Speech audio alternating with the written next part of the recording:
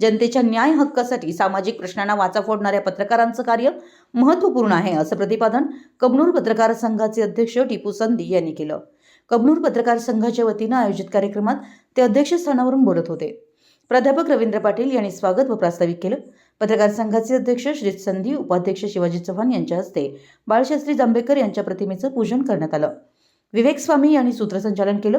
चंदूलाल फकीर यांनी आभार मानले. कबनूर ग्रामपंचायतीमध्ये झालेल्या पत्रकार दिन कार्यक्रमात आचार्य बाळशास्त्री जांभेकर यांच्या प्रतिमेचं पूजन ग्रामपंचायत सदस्य कुमार कांबळे यांच्या हस्ते झालं.